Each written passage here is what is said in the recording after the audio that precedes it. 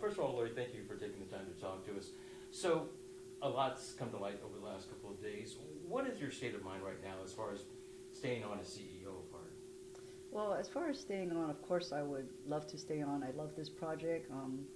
I've proven that I'm a dedicated city and county worker. I've been with the city almost 20 years now, and I believe I've built a really good team around me, and we're making so much progress, so much momentum. So I would love to stay on, but I really wish things were a little bit healthier, more collaborative. But if it's not, then it's very difficult to want to stay on. Just how difficult has it been for you? It has been quite difficult for a long time, but that one HR committee meeting back in April, that was really tough.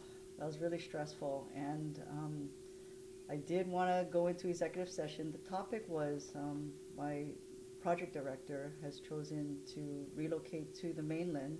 He was dealing with family issues, his father-in-law and his mother, and certain board members felt I didn't do everything in my power to save him, and so that's what caused the altercation. But I still don't think it was handled professionally. It should have been an executive session.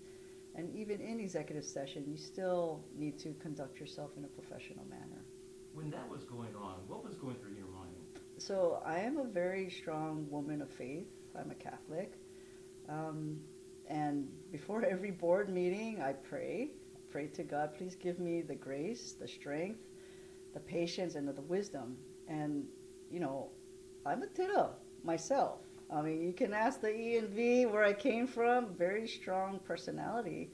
So when somebody is attacking me, my natural reaction is to fight back and attack back. But so it took a lot to me.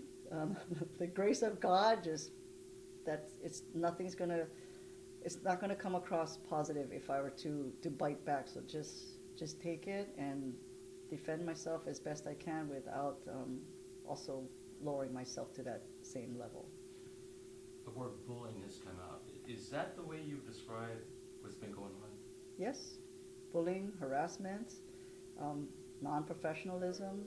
You know, city has several policies: non-workplace violence, non-harassment, and respectful workplace. And I do think the situation I'm in now has been violated.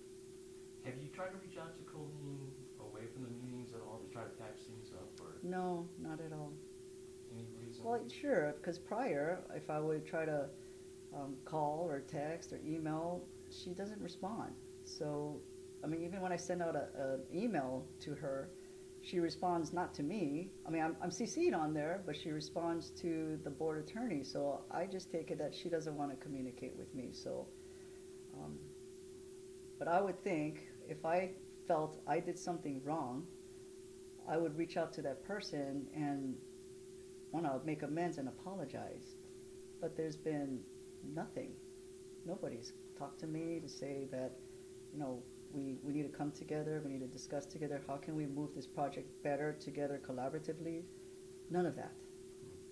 So what are the chances that you will leave? Well, my contract ends no matter what at the end of this year.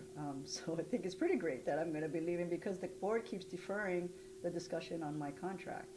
So I get the feeling they don't want me here. Actually, certain board members don't want me here. I do have support of certain board members, but I kind of see the writing on the wall. You keep deferring. You're not talking about my contract month after month. I get the feeling that I'm not wanted here. Is it something personal that's going on here?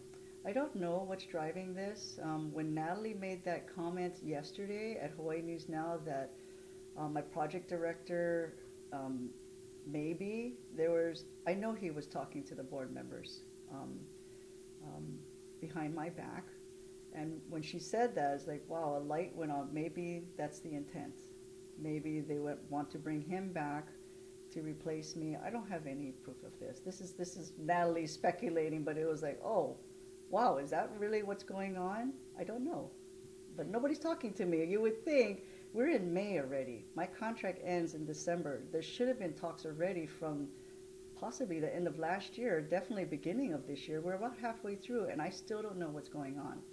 So if the message is, you're not wanted, Lori, I have to still provide for my family. So I need to dust off my resume and get out there, because it takes time to get a new job. And that's affecting contractors and everything else. I mean, faith in the organization itself, right? Absolutely, and that was the point why Natalie wanted to bring this out. That the bidders right now, if they see turmoil between the HART administration and HART board, and wait, who's going to take over now? Because right now they can talk to the contractors that have been dealing with me for the last 3.5 years. Hey, what is it like working with Lori? Who knows what the next CEO is going to be like? So they might build in risk in their bids. And so that's why when Natalie first was going to bring this to light, I asked her, please don't. Let's just let the dust settle until the bids come in. The bids are due in July. But, well, it's too late now. We asked the mayor to maybe step in. Do you think he's doing enough to try to settle the dust here? Well, there's been no contact. There's been no contact with from the mayor. I do go to the town hall meetings, but everybody wants to meet with the mayor, and that's not the appropriate time to talk about, hey, there's some issues going on at HART. So there's been no communications. Well, the mayor's office did issue a statement about the situation. Would you like to see him take more action? That would be nice. The statement was that HART needs to be professional, HART board needs to be professional, and as I mentioned earlier, I really don't have contact with the board chair or HR chair outside of the meetings. So if all of the contact is at the board meetings, watch the videos. I'd like to think I have been conducting myself professionally, but as Natalie said, Mayor's the one who appointed. There's 3 people on the board that he has appointed, and Colleen and Michelle are both of them. Is this relationship between you and Colleen broken so much that you can't patch it up? Yeah, I don't know. I don't know. It just depends how I'm treated. You know, I expect professionalism. Even if you're not yelling at me, there's still the tone. If you watch other board meetings, condescending, accusatory, by all means hold us accountable, me and my staff. Whatever numbers we're presenting, whatever we're presenting to the board, that is the board's fiduciary responsibility, is to hold us accountable.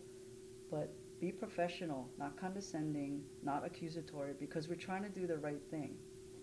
Are you hoping to get an apology from Colleen? That's unrealistic, so no. Because she's just not the type to do that. It's been about a month, and you would have thought something would have come out if that was the intent, so I'm not holding my breath. Okay, anything else you'd like to mention that I didn't cover? No. Would you like to get out there? No. Okay. So you hope to have it possibly talked about in June, the contract, and you're not hoping. It's been deferred for the last 3 months, so. Very good. Okay, thank you, Lori. Thank you. That. Okay, we're good. All right.